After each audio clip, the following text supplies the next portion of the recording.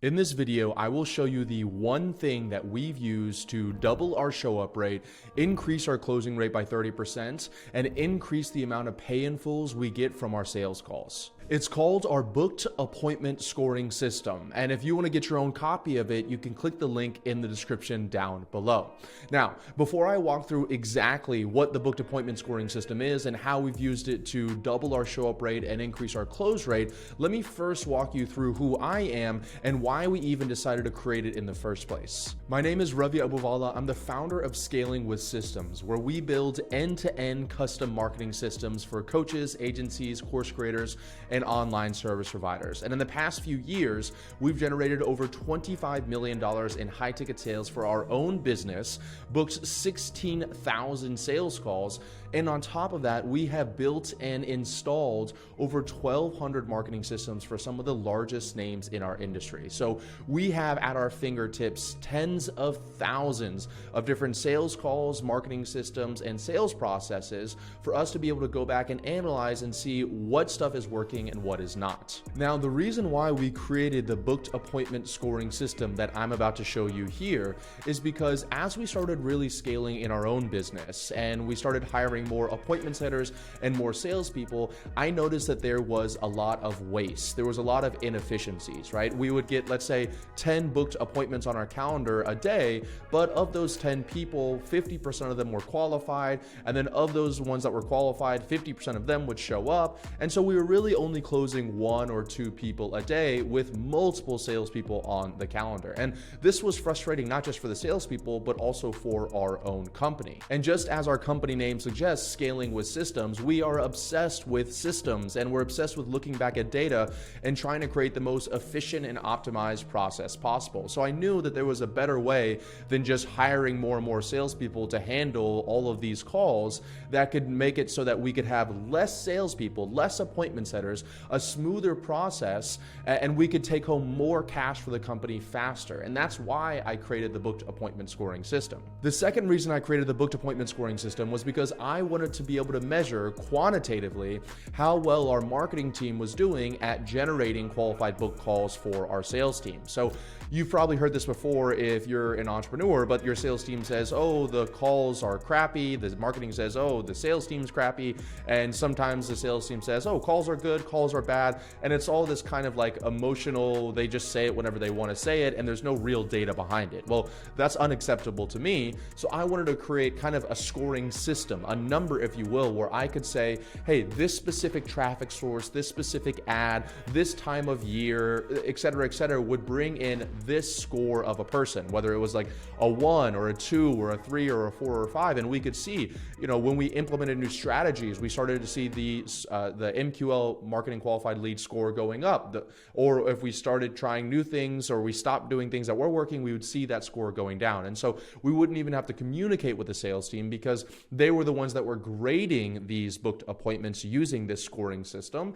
And we were able to get a quantitative number that we could track back to the marketing team's efforts. Now that you understand all of that, let's deep dive into exactly how the booked appointment scoring system works. So the first question is, where does the booked appointment scoring system go and how do you use it inside your business? Well, if you've ever seen any of my videos, then you have heard me probably mention the qualification funnel.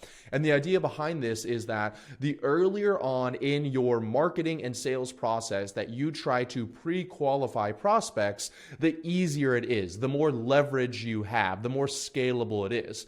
Later on, if you're doing all of the pre-qualification, like on your discovery calls or on your sales calls, you're doing all the qualification there, then it's more difficult to scale that way. You're having to hire more appointment setters, more sales coordinators, more salespeople because you're having to kind of do human-to-human work, which is it's the worst form of leverage in essence. And I've kind of shown that on the bottom side of here, where I show that on the left-hand side, it's the least amount of work to get someone qualified. On the right-hand side, it's the most amount of work to get somebody qualified.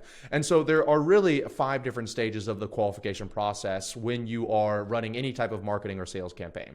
So the first, you have the audience, right? So choosing the right audience to go after. The easiest way that I could say this is that, let's say, for example, I want to sell alcohol, just for a very easy example. examples here. If I want to sell alcohol, I'm probably not going to go to a convent full of nuns who don't drink alcohol. That doesn't make a lot of sense. So even if I had the best assets, the best messaging, everything else down the road, then it doesn't really matter because nobody there is going to be drinking alcohol, right? And you hear some people say, oh, I could sell ice to Eskimos. Why would you ever want to do that? Why not just sell ice to people that are in the desert who are desperately looking for ice, right? So the first thing that you can do that requires the least amount of work is just make sure your targeting's right. Whether you're doing outbound campaigns or doing ads, whatever else it is, you want to make sure that who you're going after is in your target market. The second area of qualification is going to be the messaging itself. So the messaging itself means that what are you saying in your ad copy? What are you saying in your cold email copy? What is the call out at the top of the copywriting? So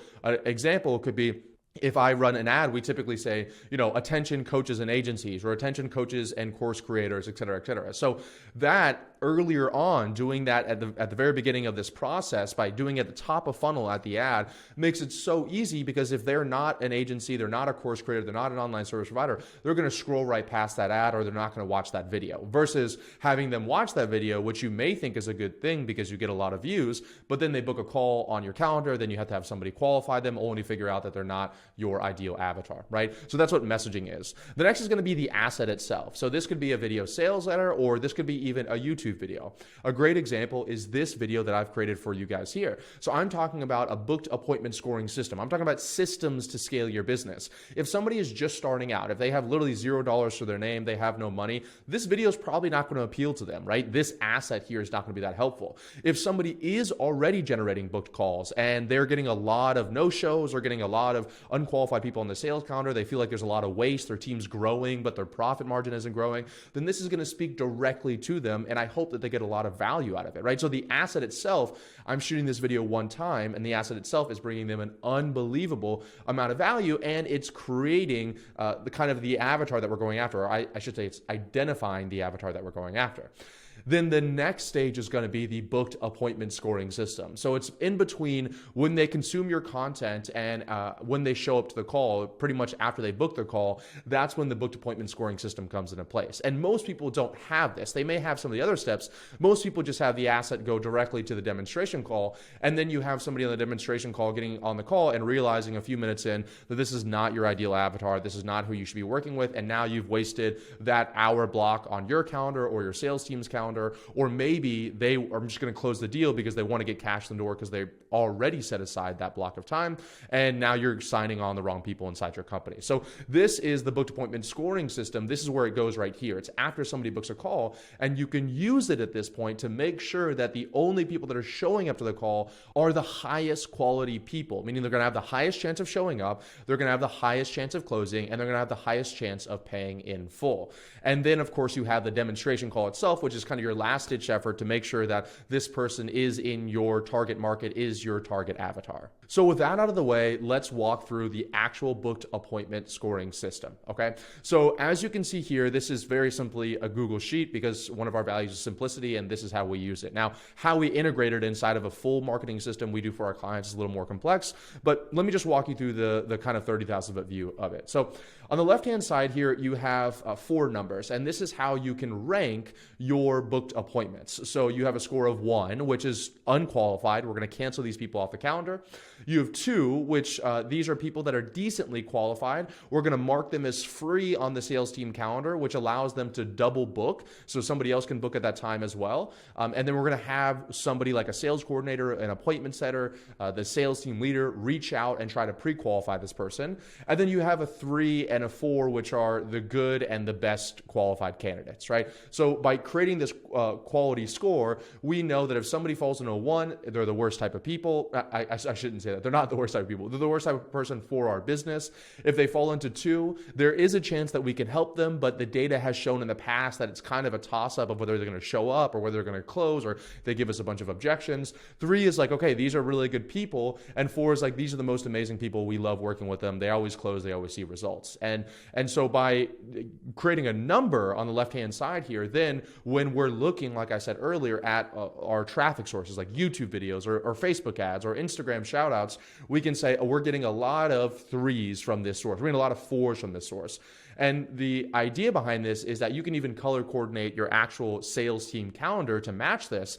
And so imagine as either a sales team leader, a salesperson, or a business owner, you wake up and you see a full week of calendars and everything is green, meaning all of them are the best, right? Then you know that you're going to be making a lot of money that week. Or if you wake up and you see all of them are yellow, meaning they're twos, then you might be like, oh, something's going wrong with the marketing and we're getting unqualified people. So that is the left-hand side. That's how you determine what the quality score is.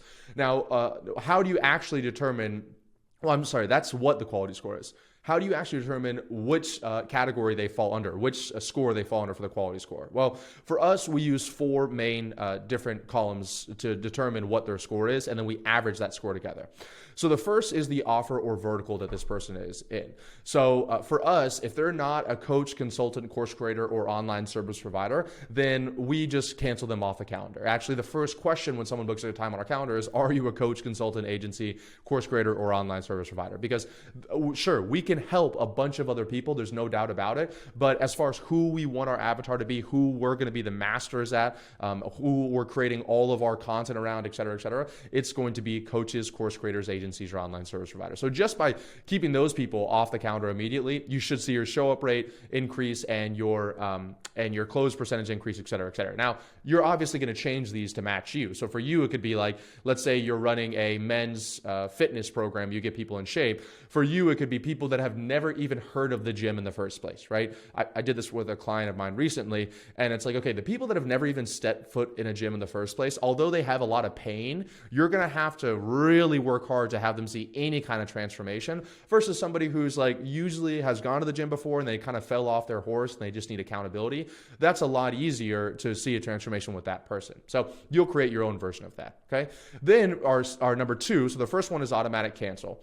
Our number 2 is okay. So these are people that we can work with, but based on the data, these are the people that have a higher likelihood of either no showing or throwing us way too many objections on the sales call, or something along those lines. And these for us are online service providers. People have less than a $2,000 price point, or it's not really clear based on their answers what they do, right? It's not like 100% clear that they're either a coach, consultant, agency, a course creator, online service provider, or they're not. So for us, for example, somebody that is an agency, but they have less than a $2,000 price point, depending on what their LTV is, we may be able to help them. But a lot of what we do revolves around ads and marketing systems. And so we need people to have a budget to do that. And if you're only making $500 every single time you close a client, then that's probably not going to work out, right? Then the third one's going to be consultants. So we love working with consultants. We have a lot of success with consultants. And then the fourth is going to be coaches, course creators, or agencies, which is really where our wheelhouse is. This is where if we get a packed full calendar full of coaches, course creators, and agencies, we're crushing it for us and for them. Okay, so that's a 4 for us. Now, the next thing we categorize people by is by their revenue. So revenue is obviously how much money they're making per month. So if they're unqualified, they're a 1, it's because they're making less than $5,000 a month. So less than $5,000 a month is pretty self-explanatory, but we know from 0 to 5K a month, could we help them? Sure, but they just don't have enough stuff in place for us to know that we'd be able to actually see success during our time together. So we're very, very specific with who we work with because we ensure success. And so we want to make sure that we're not working with people that we know we can't work with. The second one is going to be 5 to 10K a month or a pivotable offer. So what does that mean? 5 to 10K a month is self-explanatory. This means that that person is generating somewhere between 5 and 10K a month. And we have a lot of clients come in at that number there. But once again, the 5 to 10K a month, they could not have a lot of things in place, or it could have just been luck or a few different things that if we come in and build a marketing system in 4 days for them, they're still trying to figure out, what their offer even is in the first place. And so once again, 2s, we don't cancel right away. It just means that we need to be cautious when approaching this booked call on the calendar. And then pivotable offer just means we have a lot of clients that come to us and they were maybe doing a done for you service first, and now they want to transition into coaching people on how to do it instead. And we have a lot of clients that do that. But once again, depending on their experience in making that pivot, we can definitely help them. But if they're just coming to us, they're like, I've been running ads for real estate agents for 5 years. I want to create a program. I have no idea how to do that at all. We're probably not going to work with that person versus the person that's like, hey, I have an idea. I've done coaching before, but I want to create it into a full-blown robust offer. Then we're probably going to work with that person. Number 3 is going to be good. So this is $10,000 to $25,000 a month in current revenue. And then 4 is best, $25,000 to $50,000 a month in current revenue. Geography. So this is another great thing we did to increase our show up rates and increase our close rates is we created a list of every country in the world. And then we looked at our data for the past 16,000 sales calls. And we said, okay, based on this data, these people are from these countries show up the least, they close the least, they pay the least amount of money up front, et cetera, et cetera. And so once we identified that, we started curating those people automatically. So if they come in and they're from that country, then what we're going to do is we're going to curate them off of our calendar, cancel them off our calendar, so we're not spending time with them. And some people may be watching this and think that's harsh, but quite frankly, it is what it is. I'm running a business here, and if people live in that country, I hope they can consume our content for free and they get a lot of value out of it. But the data shows out of 16,000 sales calls and $25 million in sales for our own business, that those countries, it's almost a waste of time on our salesperson calendar to put them on there, okay? So we have a list of curated countries. We actually share this with our clients as well. And then there's non-curated countries. So these are people that are going to be outside of the curated countries and also outside of the big three for us, which is UK, Canada, and US. So those are twos. So we may still work with these people. We're not exactly sure yet. We need to reach out to them and see, like, what is the currency conversion in that country? When they say that they're doing 5 to 10K a month or 10 to 25K a month, is it in dollars or is it Canadian dollars, or where are they doing those numbers? So that's why non-curated countries are 2. UK and Canada are 3s. So people that are in the UK or Canada, we have a lot of success with those people as well. Very similar to the United States, but we have noticed that, once again, there's currency conversion issues. They have to have different conversations. UK people, in my experience, a little bit more skeptical than most. And then finally, you have the United States as well. So this is the best, right? So if you get somebody that comes to the United States, we love it. That's where we run the majority of our ads, et cetera, et cetera. And the final thing that we look at to determine what category somebody's going to be is the answer quality or detail. So one, unqualified, is fake information. So these are people that obviously are funnel hacking me or doing stuff that we automatically want to cancel them off the calendar. The second is some detail. So one of the questions we ask is like, what is one of the biggest bottlenecks you have in your business right now? And they might say something like leads, one word, okay? Once again, not canceling these people off the calendar, but we have noticed that the difference in the amount of information somebody gives us and that has a direct correlation with their show up rate and their closing percentage and the cash that they pay. So some detail, we're going to go and we're going to look and triage them and get a little bit more information.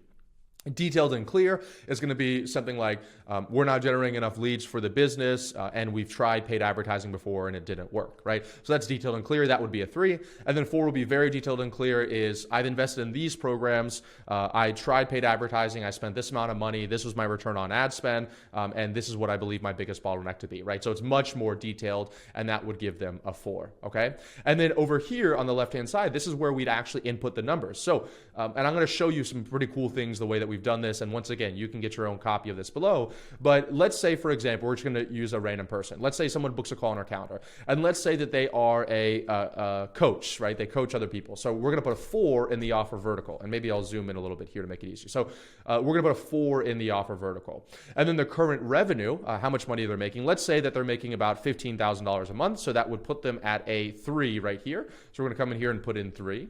And then geography, let's say that they are from the UK or Canada. So that'll be a 3 as well. And then if we come over to the answer quality detail, let's say they put in very detailed information here. We're going to put number 3 here as well. So I'm sorry, they put detailed and clear, not very detailed, 3. So that average is a 3, right? And there's a very, very long formula here that I've created in order to calculate it. And I'm going to go why it's not just the average of these in a moment, but the average of that person is 3. And we always, we never round up, we always round down, right? Because we always want to be as conservative as possible. So that means that this person is going to be a 3. We're going to leave them on the calendar. They're what we would consider a marketing qualified lead, and we would get on the sales call with them and attempt to close them, okay? And like I talked about earlier, here are the actions that we take based on these averages. So if they're a 1, we cancel them off the calendar. If they're a 2, we mark them as free. We have the setter triage them, and then we leave as is.